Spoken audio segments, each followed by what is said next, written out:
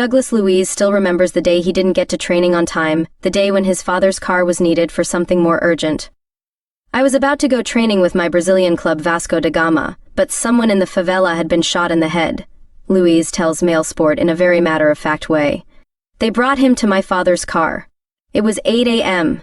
I had to get out of the car as my dad had to take him to the hospital. At least he survived. Some things are more important than football, eh? Luiz, the Aston Villa midfielder, knows the meaning of that last statement well. The 25-year-old was born and raised in a two-room house in Rio de Janeiro's Nova Holanda favela in the north of the city. It is part of a favela complex that is home to 130,000 people. The life he lives now, a life of comfort and security in the Premier League, is very different, but that does not mean he has forgotten. I have many friends from the favela and many of them are going the bad way, Luiz explains. I am not happy about that, but it's so difficult. People just don't have opportunities. You need to eat. Feed your family. You may have a baby, you have to do something. But everything is harder for us. If we go for a job in, say, a supermarket but we come from a favela, we don't get the job. It's so wrong, but it's true. I have seen everything in my life. I have seen people stabbed in front of me. I have seen people shot. Many bad things. But the good thing is that those communities are strong. If you don't have food, the community will help. That's a good part of it. Luiz is one of many Brazilian footballers supporting the work of São Paulo entrepreneur Edu Lira, as he looks to improve the conditions of the millions of Brazilians still living in slum conditions in the favelas. The number of favelas in Brazil doubled between 2010 and 2019, and they are currently thought to be home to more than 14 million people. Edu Lira's Gerando Falcos, Raising Falcons, initiative doesn't aim to rid Brazil of the favelas, but instead help to lift their inhabitants out of poverty by teaching them life skills and working with local activists and support groups. On Monday, Luiz and other Brazilian footballers such as Willian and his Fulham teammate Andreas Pereira will attend a fundraising dinner at London's Savoy Hotel. It's so special to help with this, adds Luiz. What the Falcons do is amazing. They give people in the favela an opportunity. I didn't hate my life there. It's where I learned football. When I was a professional at Vasco, I still loved that pitch so much that I played for my brother's team. I made him champion. I would finish my training and run to the favela to play for his team. My family still own that house there. We rent it out now. My first paycheck in Europe, I gave it to my mom and told her to buy herself an apartment and enjoy her life. Because she gave everything to me. But that doesn't mean we forget where we came from. No, we never forget. This week at Aston Villa's training ground, manager Unai Emery gathered his players together and reminded them of something he had told them at the start of the season. At the start, the coach said he wanted to be in Europe, but he told us the truth about the big teams at the top and how powerful they are, Luiz said. He said he wanted to fight with one team in particular, and that team was Tottenham.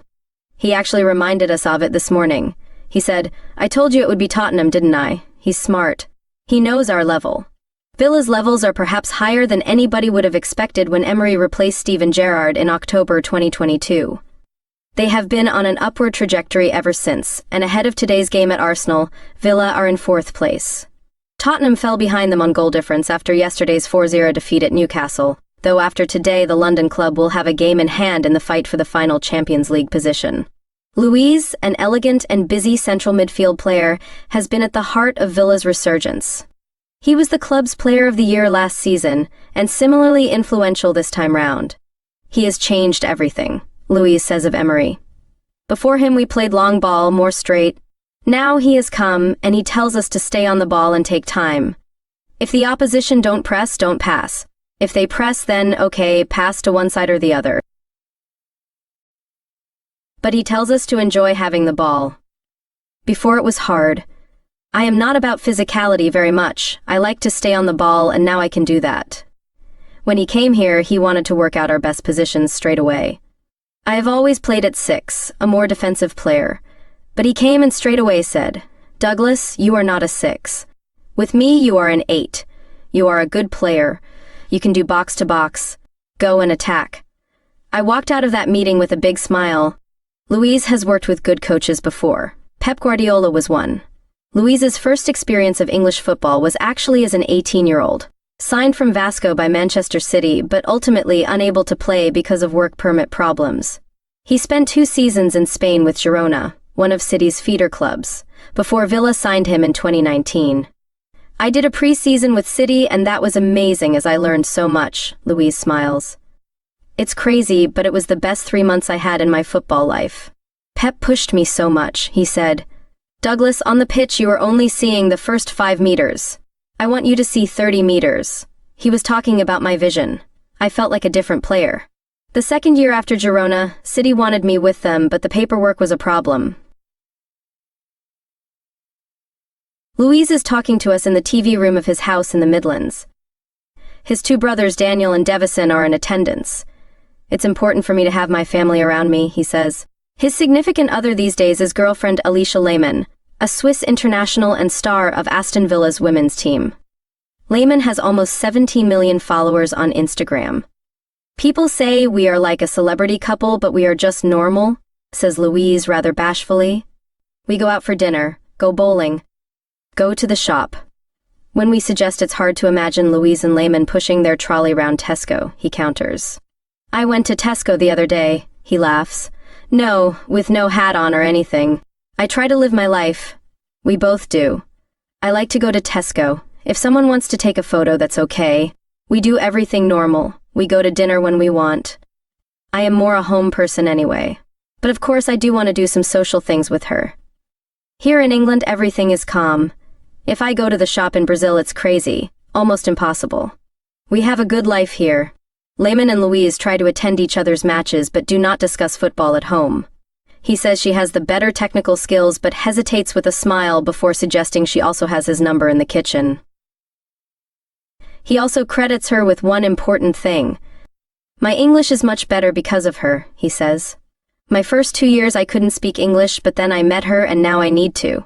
We can't have an argument if I can't speak the language, can we? If we have an argument, we can now resolve it in the moment. Before I had to use my phone to translate everything from Portuguese to English.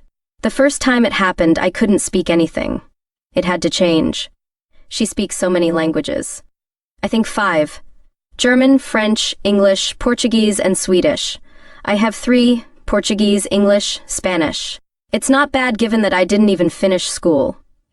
With that, we are back where we started, in the favela. His tattoos tell his story. The names of his family on his chest.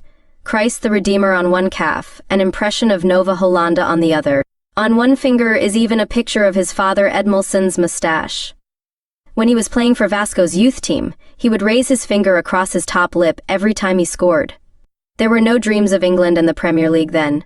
No dreams of playing for Brazil, of winning Olympic gold, or playing in a Copa America final.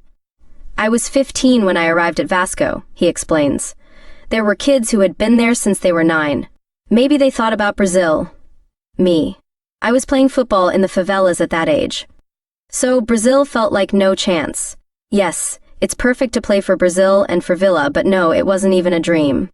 The small trail of ink that runs down his neck on the left side perhaps sums all that up. I am from the favela, but I have made it.